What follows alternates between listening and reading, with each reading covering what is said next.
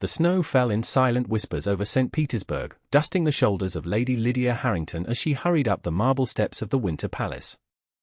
January 1889 had brought a particularly bitter cold to the Russian capital, but it was not the weather that caused her hands to tremble as she surrendered her fur-lined cloak to a waiting footman.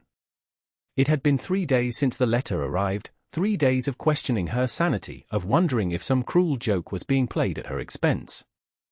Grand Duke Alexei Orlov, nephew to Tsar Alexander III himself, had written a confession of love so earnest, so beautifully worded that tears had sprung to her eyes upon the first reading. By the 5th reading, doubt had replaced wonder. A lady's maid escorted her through the labyrinthine corridors of the palace, past gilded mirrors that reflected her slender figure, wrapped in emerald silk that complemented her auburn hair. At 22, Lydia had spent nearly 5 years in Russia, brought as a companion to her cousin who had married a Russian diplomat. The English Rose, they called her at court, a nickname she found tiresome but tolerated with the grace her position demanded. Lady Harrington, announced the footman at the entrance to the music room where several ladies of the court had gathered for afternoon tea. Countess Irina Petrovna, her closest confidant among the Russian nobility, beckoned her forward with a flutter of fingers. "You are late, my dear. We feared you might have succumbed to this dreadful cold." "Forgive me," Lydia replied in her carefully practiced Russian, still bearing traces of her London accent. "I was detained by correspondence." The Countess's eyes gleamed with interest. "Correspondence? From England, or perhaps closer to home?" Lydia's cheeks warmed. "Nothing of importance." "Then why does your face betray you?" The Countess lowered her voice to a whisper. "Has a certain duke finally made his intentions known?" Lydia nearly spilled her tea. "How could you possibly? The court has eyes everywhere, my dear girl. Though I confess I did not learn of it from rumor but from my nephew who serves as his aide-de-camp." Lydia's heart hammered against her ribs. "Then it is true? Not some elaborate jest?" The Countess laughed softly. "Alexei Orlov does not jest about such matters. He is many things, impetuous, proud, brilliant, but never cruel." "But why me?" Lydia whispered, mindful of the curious glances from the other women. "I have neither fortune nor connections of value to the Russian court." "Perhaps that is precisely why. You have seen how the ambitious mothers parade their daughters before him, each more calculating than the last." The Countess patted Lydia's hand. "You, on the other hand, have never once sought his attention." Which made his letter all the more bewildering. Lydia had encountered the Grand Duke at numerous court functions, of course. Had exchanged pleasantries, even danced with him twice during the previous winter season. But never had he singled her out for special attention, never given any indication that he saw her as anything more than one of the many foreign visitors who populated the imperial court. Yet his letter spoke of quiet observations, how he admired her kindness to the palace servants, her patience with elderly Princess Volkonsky whom everyone else avoided for her tedious stories, her genuine delight in the ballet when others attended merely to be seen. "He has watched me," Lydia murmured, half to herself. "Men in his position must be cautious with their hearts," the Countess replied. "The wrong choice would displease the Tsar, and Alexander is not a man whose displeasure one courts lightly." Before Lydia could respond, the doors to the music room swung open. Conversation ceased as Grand Duke Alexei Orlov entered, resplendent in his military uniform, the gold epaulets catching the winter light that streamed through the tall windows. He was not conventionally handsome, his features too sharp, his gaze too intense, but he possessed a magnetism that drew all eyes to him. At 30, he had distinguished himself in the recent war with the Ottoman Empire, earning the respect of the military establishment despite his royal blood. His dark eye scanned the room, settling on Lydia with an intensity that made her breath catch. He approached their corner with measured steps, bowing first to the Countess before turning to Lydia. "Lady Harrington," he said, his deep voice carrying just the slightest hint of roughness. "I trust you are well." "Quite well, Your Imperial Highness," she replied, dropping into a curtsy. "I am glad to hear it." His expression revealed nothing, though something in his eyes, a question, perhaps, made her wonder if he was seeking acknowledgement of his letter. I hope to see you at the midwinter ball tomorrow evening. Yes, of course, she managed. He nodded, his gaze lingering a moment longer before he moved on to greet the other ladies. The Countess squeezed Lydia's arm. There's your answer, my dear. No man looks at a woman that way if his intentions are not serious. Yet doubt still gnawed at her. Grand Dukes did not marry English companions with modest dowries. It defied all logic, all precedent. I cannot trust it, Lydia whispered. What if this is some elaborate court entertainment? You know how they delight in their games. The Countess frowned. You think too little of yourself, and of him. But Lydia had learned caution during her years at the Russian court. She had seen foreign visitors like herself made into unwitting players in aristocratic amusements. The memory of young Miss Sullivan, who had believed herself secretly engaged to Count Yegorov only to discover he had made an identical offer to two other ladies as part of a wager, remained painfully fresh. That evening, Lydia reread the Duke's letter in the privacy of her modest bedchamber, searching for hidden meanings, for the telltale signs of insincerity. The paper was heavy, bearing his family seal, the handwriting distinctly masculine but elegant. Lady Harrington, I find myself compelled to express sentiments I have harbored these many months. Your presence at court has been like the first breath of spring after a long Russian winter. In a world of calculation and artifice, your genuine spirit shines like the North Star, constant, true, illuminating. I have observed your kindness, your quiet strength, your dignity in the face of those who would dismiss you for your foreign birth or modest station. These qualities have awakened in me a depth of feeling I had not thought possible. If these sentiments find any echo in your heart, I would be honored by your permission to speak with your guardian regarding formal courtship. With deepest respect and affection. Alexei Nikolaevich Orlov. The words remained as stirring as when she had first read them, yet her practical mind rebelled. What could he possibly want from her? The palace was rife with stories of noble Russians who toyed with the affections of foreigners either for amusement or to disguise more questionable liaisons. Sleep eluded her that night, and she rose the next morning with shadows beneath her eyes that her maid tea-scared over while preparing her for the day. The midwinter ball loomed just hours away, and Lydia still had not decided how to respond if the Duke approached her again. As she sat at her dressing table that evening, watching her maid arrange her hair with tiny diamond pins, borrowed from her more affluent cousin, a knock sounded at her door. A delivery for you, my lady, the housemaid announced, presenting a slender box wrapped in silver paper. Inside, nestled on a bed of velvet, lay a single perfect white camellia with a note in the now familiar handwriting, for the lady whose quiet strength outshines the most ostentatious jewels. Lydia's fingers trembled as she lifted the flower, its petals cool against her skin. Shall I pin it to your gown, my lady? Her maid asked. After a moment's hesitation, Lydia nodded. Yes, please. The Winter Palace ballroom blazed with thousands of candles, their light multiplied by the crystal chandeliers and gilded mirrors that lined the walls.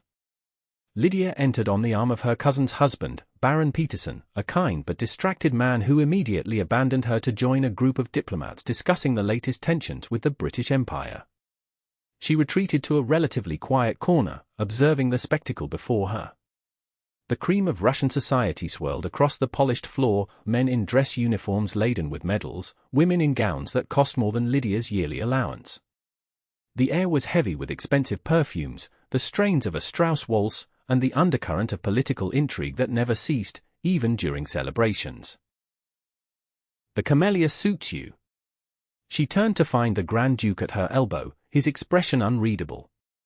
Up close, she could see the tiny scar that bisected his left eyebrow, a souvenir from the war that had somehow escaped her notice in their previous encounters. Thank you for the gift, Your Highness, she said, her voice steadier than she felt. And my letter? Did that also please you? He asked quietly, his gaze intent on her face. Lydia hesitated, her fear of humiliation warring with the undeniable flutter in her chest whenever he looked at her. I confess it left me, bewildered. A shadow crossed his features. You doubt my sincerity. I doubt the wisdom of your choice, if you are sincere, she replied honestly. Before he could respond, the master of ceremonies announced the arrival of the Tsar and Tsarina.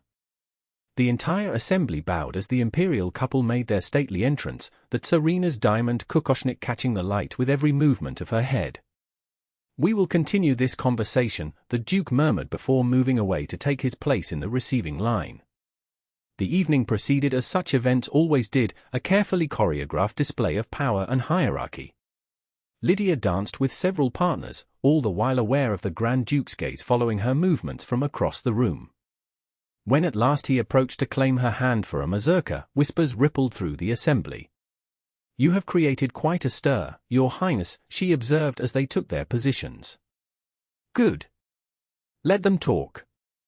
His hand at her waist was firm, respectful. "I have endured their speculation about my private affairs for years." The dance required concentration, leaving little opportunity for conversation, but when the music ended, he did not release her immediately. "Will you walk with me in the winter garden?" he asked, nodding toward the glass doors that led to the palace's famous indoor garden. Propriety demanded a chaperone for such a venture, but before Lydia could voice this concern, the Countess Petrovna appeared at her side as if summoned. "A splendid idea," the Countess declared. "The orchids are particularly fine this year. I shall accompany you both." The winter garden offered a respite from the noise and heat of the ballroom, a verdant paradise of exotic plants brought from across the empire and beyond, maintained at great expense through the harsh Russian winters. The air was humid, fragrant with the scent of blooming flowers. Secluded pathways wound between palms and flowering vines, offering the illusion of privacy while remaining visible enough to satisfy decorum. The Countess, true to her apparent mission as facilitator rather than inhibitor, maintained a discreet distance, examining a collection of tropical ferns with exaggerated interest. "Now we may speak freely," the Duke said, his voice low. "You believe my attentions are part of some game?" Lydia met his gaze directly. "You must admit, Your Highness, that your interest defies explanation. I am neither Russian nor noble enough to be a suitable match for someone of your standing. And if I care nothing for such considerations, then you would be unique among the imperial family," she replied. "And forgive me, but I have seen too many cruel jests played upon those who dare to reach above their station." A muscle worked in his jaw. "I am not a boy to engage in such tactics." He reached for her hand, his touch gentle but insistent. "Lady Harrington, Lydia, I have spent my life surrounded by people who want something from me. Position, favor, influence. In you alone I have found someone who seems content simply to exist in her own quiet dignity, asking nothing of anyone." His thumb traced a circle on her palm, sending a shiver up her arm. "Do you know what that is worth? To be seen for oneself, not for one's title or connections." The raw honesty in his voice shook her more than any florid declaration could have. Still, caution held her back. "Even if what you say is true," she said carefully, "the Tsar would never permit such a match." A wry smile curved his lips. "My uncle's primary concern is stability. He has no wish for me to marry into one of the families that might have designs on the throne. An English lady with no political connections but impeccable reputation? You may be more acceptable than you imagine." From a nearby bench, the Countess cleared her throat meaningfully. Lydia glanced over to see several other guests entering the garden, curious eyes turning in their direction. "Our privacy is at an end," the Duke murmured. "But before we return," he produced a small velvet pouch from his pocket. "This belonged to my mother. I would be honored if you would wear it tonight." Inside the pouch lay a simple gold locket, its surface engraved with delicate floral patterns. Not an ostentatious piece by imperial standards, but exquisitely crafted. "I couldn't possibly, please," he insisted. "Consider it a token of my sincerity, if nothing else." With trembling fingers, she allowed him to fasten it around her neck, acutely aware of his proximity, of the warmth of his breath against her skin. "There," he said, his voice husky. "Now everyone will know my intentions are honorable." When they returned to the ballroom, the locket felt heavier than its physical weight warranted, drawing curious glances and whispered comments. Lydia caught fragments of conversation as she passed. "English nobody, surely a passing fancy, the Tsar will never approve." She might have retreated entirely had not the Countess maintained a protective presence at her side, introducing her to influential ladies who suddenly found her fascinating. Through it all, she was aware of the Duke moving through his own orbit of military officers and diplomats, though his gaze frequently sought hers across the crowded room. Near midnight, the orchestra paused for the announcement of the evening's final dance, a traditional Russian polonaise that would be led by the imperial couple themselves. As the Tsar and Tsarina took their positions, other couples formed behind them according to rank and precedence. The Grand Duke appeared before Lydia, extending his hand with formal grace.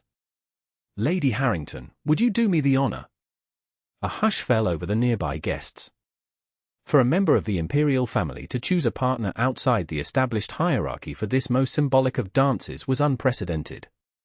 By taking his place directly behind the Tsar with Lydia at his side, he was making a declaration that could not be ignored or misinterpreted. Her heart pounding, Lydia placed her hand in his, allowing him to lead her to their position. She felt the weight of hundreds of eyes upon them, heard the susurration of astonished whispers. The Tsar himself turned, his formidable gaze sweeping over his nephew and the woman at his side. For one terrible moment, Lydia feared a public rebuke. Then, almost imperceptibly, the Emperor nodded before facing forward again as the music began. "Breathe," the Duke whispered, his hand firm at the small of her back as they began the stately promenade. Step by measured step, they moved through the intricate patterns of the dance. Lydia focused on maintaining her composure, on matching her movements to his, on ignoring the stares that followed their progress. "You dance beautifully," he murmured during a pause in the figure. "Years of practice," she replied, finding her voice at last. "Though never with such a scrutiny. They will grow accustomed to it. As will you." The implication sent a tremor through her. "You cannot mean, I have never been more certain of anything," he said, his eyes holding hers as they resumed their steps. "Unless, of course, your heart is not engaged." How could she answer? The whirlwind of the past days had left her no time to examine her own feelings, to separate the flattery of his attention from genuine emotion. She had guarded herself against disappointment for so long that to suddenly believe in this fairy tale seemed the height of foolishness. And yet, there had been moments over the years, a shared laugh over Princess Volkonsky's outrageous stories, a brief conversation about English poetry at a garden party, the quiet acknowledgement in his eyes when she had defended a servant wrongly accused of theft, when she had felt a connection that transcended their different stations. "I am not indifferent to you," she admitted softly. "But this is happening so quickly." "Not quickly at all," he countered. "I have watched you for 2 years, gathering my courage. It is only your perception that this is sudden." As the dance concluded, he retained her hand, turning to face her fully. "Lady Harrington," he said, his voice carrying just far enough for those nearby to hear, "I must speak with your guardian at his earliest convenience regarding a matter of great importance to my future happiness." The formal phrasing, the traditional request to discuss marriage prospects, sent a ripple of reaction through the observers. Lydia felt lightheaded, the room spinning around her as the implications of his public declaration registered fully. "My cousin will be available at your convenience, Your Highness," she managed to reply, completing the ritual exchange. His smile then, warm, genuine, relieved, transformed his austere features, revealing the man beneath the imperial facade. He raised her hand to his lips, a gesture that sealed his intent beyond any doubt. As the ball concluded and guests began to depart, Lydia found herself in a daze, responding automatically to congratulations from some, enduring thinly veiled barbs from others. The Countess remained at her side, a bulwark against the worst of the speculation. "You have caused quite a sensation, my dear," the older woman observed as they waited for Lydia's wrap to be brought. "By tomorrow, your name will be on every tongue in St. Petersburg." "I never sought such attention," Lydia said, her voice faint. "Few worthy of it do." The Countess squeezed her hand. "He has chosen well, I think. The palace could use more genuine hearts and fewer calculating minds." Outside, snow continued to fall, muffling the sounds of departing carriages. The Grand Duke appeared as Lydia was preparing to leave, his military greatcoat dusted with white flakes. "May I call on you tomorrow?" he asked, his expression earnest. "There is much we should discuss away from prying eyes." She nodded, unable to form words past the lump in her throat. He smiled again, that transformative expression that revealed glimpses of a private self rarely shown to the world. "Until tomorrow, then." As her carriage pulled away from the Winter Palace, Lydia pressed her fingers to the locket at her throat, its metal warm from contact with her skin. The night's events replayed in her mind, his declaration, the Tsar's subtle acknowledgement, the countless reactions from the assembled nobility. No elaborate prank could have encompassed all of this. No court amusement would have risked the imperial family's dignity. For the first time since receiving his letter, Lydia allowed herself to believe in the impossible, that Grand Duke Alexei Orlov, nephew to the Tsar of all Russia, had indeed lost his heart to an English rose transplanted to foreign soil. And perhaps, just perhaps, she had lost hers in return. The carriage continued through the snow-covered streets, bearing her toward a future suddenly full of unimagined possibilities. Above, the stars shone clear and cold in the Russian winter sky, witnesses to the beginning of a love story that would soon become the talk of empires.